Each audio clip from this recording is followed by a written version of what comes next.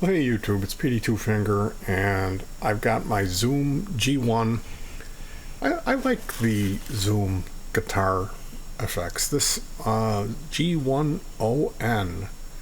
it's just a little, takes 4 AA batteries, or you can run a power supply, but it has 100 effects in it, and somewhere around 20 amp models and speaker cabinets.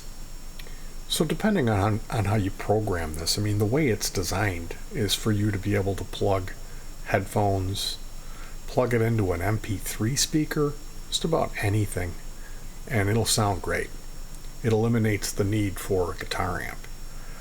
So if you're going to use it with a guitar amp, you need to figure out about shutting off the cabinet simulator, how to set it up for the proper output.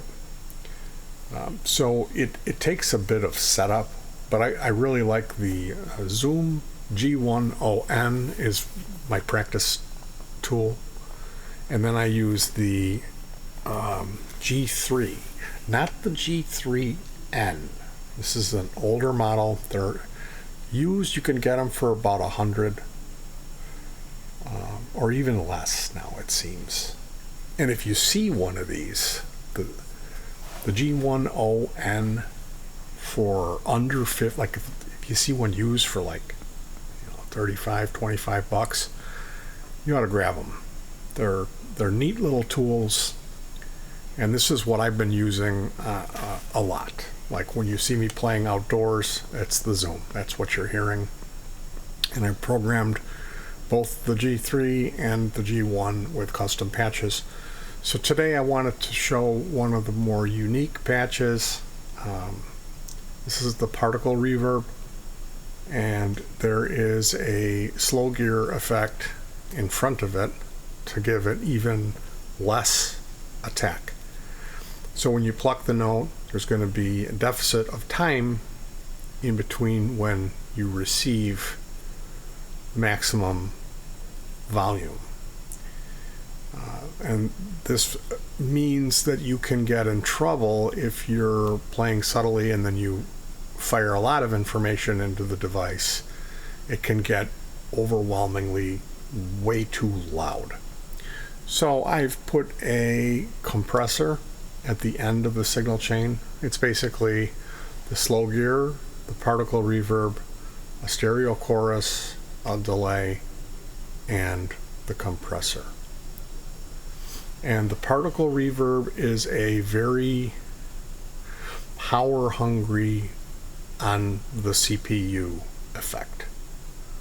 So using the particle if you're really gonna go for a Zoom device specifically for the particle reverb, they don't have it in the G3.